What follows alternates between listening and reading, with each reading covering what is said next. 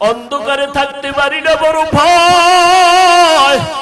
এরে যুবক, একটু মাথাটা নত করে চিন্তা কর, ওই অন্ধকার কবরে যখন রেখে আসবে কেমনে একা থাকবি?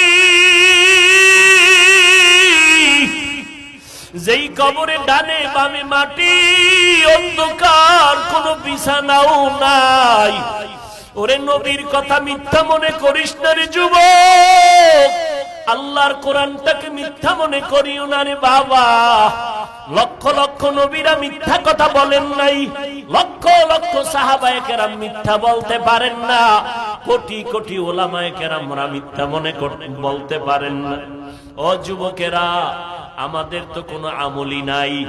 যাদের আমল ভালো, তাকওয়া ভালো, সাহাবায়ে কেরাম এত বেশি আমল করিয়াও কেন তারা জীবনভর কান্না করলেন কবরের ভয়ে?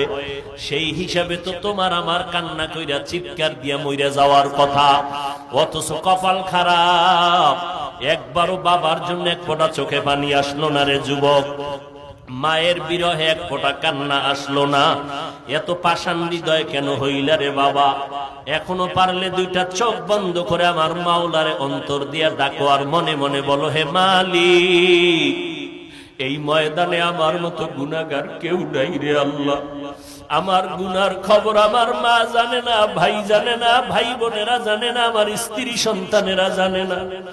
আমার অন্যায়ের খবর যদি আজকে সিংগাইরের মানুষ জানতো, আমারে বয়ানে একবারও বসার সুযোগ দিত না। ও দয়ার মালিক, আপনি জানেন আমি বড় কত অপরাধী। আপনি আমার অপরাধের কথা জানিয়াও পানি বন্ধ করেন নাই, বাতাস বন্ধ করেন নাই, সূর্যের আলো চাঁদের আলো বন্ধ করেন নাই, খানাও বন্ধ করেন নাই রে আল্লাহ। আজকে বুঝতে পেরেছি আমার একদিন মরণ হবে, কবরে যাওয়া লাগবে।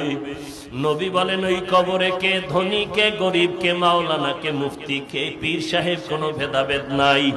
সবার জন্য তিনটা প্রশ্ন কবরে রেডি হয়ে যাবে। আমাকেও যেমন তিনটা প্রশ্ন করবে, আপনাদেরও তিনটা করবে। রবের পরিচয় দাও, ধর্মের পরিচয় দাও, রাহমাতুল্লিল আলামিনের পরিচয় দাও। নবীজি বলেন, কারা জবাব দিতে পারবে? দুনিয়াতে যারা রবের গোলামি করে যাবে তারা কবরে গিয়া জবাব দিবে, রব্বি আল্লাহ, আমার রব একমাত্র আমার আল্লাহ। দুনিয়াতে যারা ইসলাম মেনে চলবে তারা কবরে গিয়া জবাব দিবে, দীনিয়াল ইসলাম, আমার ধর্মের নাম ইসলাম। দুনিয়াতে যারা সুন্নতের আমল করে চলবে, ও যুবকেরা, আঙ্গুলের নখগুলো কেমনে রাখবা সেখানেও নবীর সুন্নত যারা মানবে।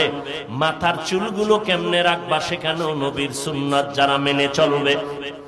জুতা দুইটা পায়ে পরার সুন্নত আছে যারা মানবে। বাথরুমে কেমনে ঢুকবেন বের হবেন সেখানেও নবীর তরিকা যারা মেনে চলবে। কবরে যাওয়ার পরে নবীরে দেখাইয়া বলবে, চিনুনি। যারা নবীর সুন্নতের পাগল আর আশিক, নবীর একটা নজর দেখা মাত্র চিনে ফেলবে। ডাক দিয়া বলবি, নি তো আমার সে মায়ার নবী, যেই নবীরে না দেখে টুপি পরেছিলাম, দাড়ি রেখেছিলাম, মা বাবার খেদমত করেছিলাম, ওলামায়ে কেরামের কথায় নামাজ পড়েছি। আল্লাহ সাথে সাথে গাইবি আওয়াজ দিয়া বলবেন, রে ফেরেশতা, আমার বান্দাটারে আর কষ্ট দিও না। দুনিয়াতে আমার বান্দা আমার মোহাব্বতের কারণে খাইতে পারে নাই, ঘুমাইতে পারে নাই। যখন সবাই ঘুমায় গেছে, পশু পাখি ঘুমায় গেছে, নদীর মাছও ঘুমায় গেছে, আমার এই আশেক বান্দা তখন ওযু বানাইয়া যায় নামাজটা বিছাই আমার আল্লাহর জিকির করেছে। ওই গভীর রজনীতে আমি আল্লাহকে আল্লাহ বলে ডেকেছে। আমি আল্লাহ পাকের মুহাব্বতে বান্দা ঘুমায় নাই।